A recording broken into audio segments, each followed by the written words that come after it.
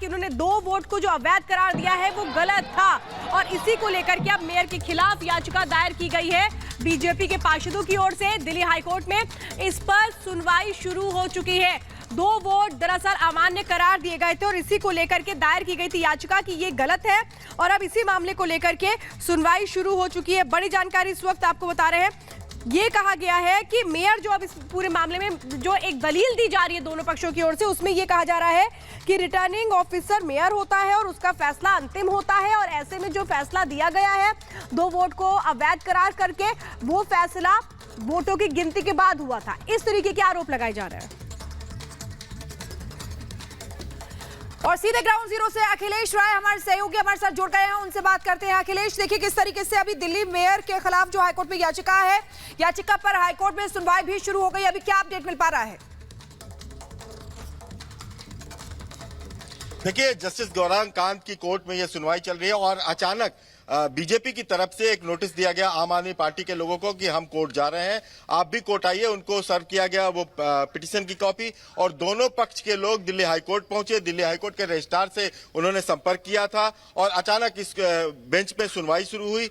सीधे तौर पर यह मांग है कि कांग्रेस के 8 सदस्य जब वहां पे एब्सेंट रहते हैं, उसके बाद 242 होता है, 250 के बाद उन 242 में से 1 या 2 सदस्य का इन्होंने जो अवैध घोषित किया, जो वोटिंग थी उसको अवैध घोषित कर दिया। इसी को लेकर बवाल हुआ। आपने देखा किस तरह से हंगामा हुआ, मारपीट हुई, लोगों को चोट लगी और ये मांग की जा रही थी कि वोट को अवैध नहीं वैध घोषित किया जाए क्योंकि वो बीजेपी के कैंडिडेट का वोट था। कुल मिलाकर रिटर्निंग ऑफिसर ये कोर्ट में कह रही है कि मेयर ही रिटर्निंग ऑफिसर है, उसके आदेश के बाद चुनाव होता है, उसकी देखरेख में चुनाव होता है और नियम के मुताबिक भी, यहां तक कि सुप्रीम कोर्ट ने भी कहा था कि सबसे पहले नोटिफिकेशन होगा, सबसे पहले प्रोटेम स्पीकर मेयर का चुनाव कराएगा, मेयर जो होगा उसके बाद डिप्टी मेयर और उसके बाद स्टैंडिंग काउंसिल के मेंबरों का चुनाव करेगी। यही स्टैंडिंग काउंसिल के मेंबरों का चुनाव हम कराते हैं, हमारी देखरेख में होता है, हम रिटर्निंग ऑफिसर हैं और हम फैसला लेते हैं, काउंटिंग कराते हैं।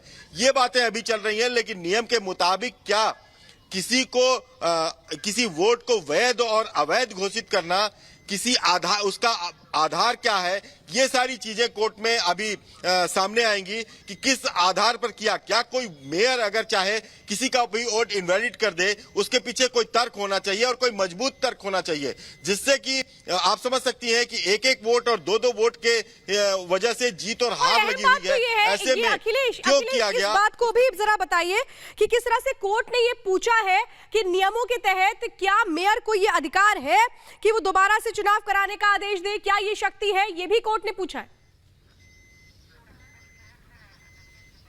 बिल्कुल, आपको याद होगा कि कल जब 27 तारीख तक के लिए हाउस को एडजर्न किया गया, तब ये मेयर ने कहा था कि हम फिर से इस चुनाव को कंडक्ट कराएंगे। तो क्या यही सवाल उठता है कि इस तरह की अगर बातें होती हैं और अगर सवाल उठता है किसी एक वोट को वैलिड या इनवैलिड करने का, तो क्या आप पूरे चुनाव को टाल सकते हैं? ये अधिकार भी आपका है। अगर आपको कहा गया है कि आप रिटर्निंग ऑफिसर हैं, आप